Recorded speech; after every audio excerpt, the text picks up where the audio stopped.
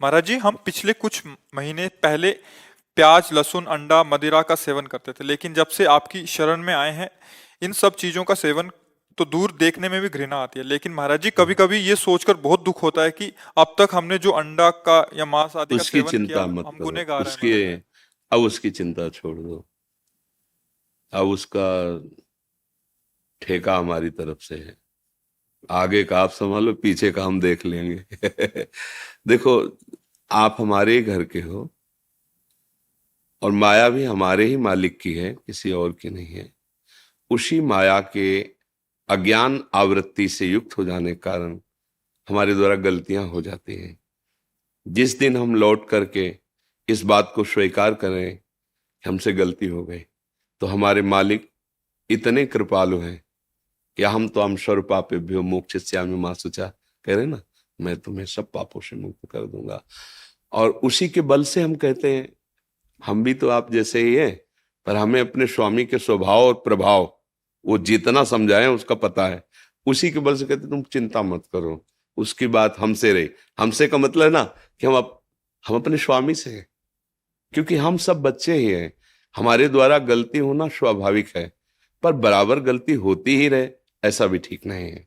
जो गलती हो गई और जब से सुना कि ये गलत है, और आपने, हम बीच में कहने वाले थे आपको कि आपके लिए हमारी तरफ से धन्यवाद। इसलिए धन्यवाद कि आपने अपनी गलती को गलती मानकर सुधारने की चेष्टा की।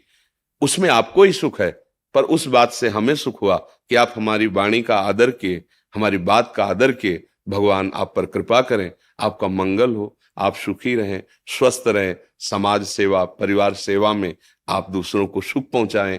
देखो, हर जीव को अपना शरीर प्रिय है। हमें कोई ऐसे काटे तो कैसा लगता है, ऐसे ही ये बहुत घृणित बुद्धि हो जाती है जब हम दूसरों का मांस भक्षण करते हैं। वो मतलब हो जाती है, वो गलती हो जाती है, प्रमाद में पड़कर, कुसंग में पड़कर, ना जानने के कारण, या कई ऐसे दोष होते हैं जिनमें हमसे गलतियां हो जाती हैं।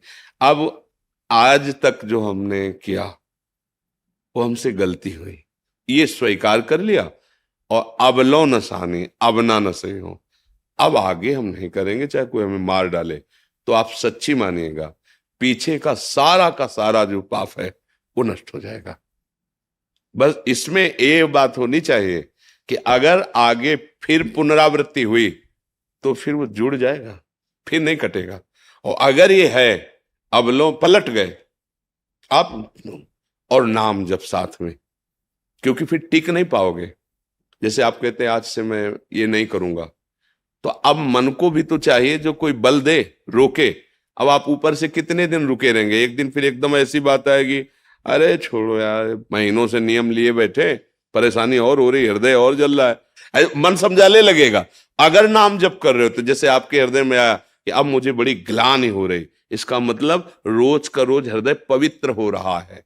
और वो कैसे हो रहा है, आप सत्संग सुन रहे हैं, कुछ न कुछ नाम जप कर रहे हैं, तो आपकी बुद्धि वही जो पाने में रुचि पैदा कर रही थी वही ग्लानि पैदा करे। आप खुद समझिए, वही बुद्धि थी जो आपको पाने में उत्साह दे रही थी, वही बुद्धि है आज वो ग्लानि महसूस कर रही कि यार मेरे से बहुत गलत हुआ। मतलब वो पवित्र हो रही। अगर ये पूरी पवित्र हो गई तो सब में भगवान का दर्शन करा देगी, सब जगह वही है, दूसरा नहीं, अनुभव हो जाएगा। बस इसका क्रम है, ये पवित्र होती चली जाए। तो ऐसा है, बस जो नाम आप जप रहे हैं, नाम जपते रहिए।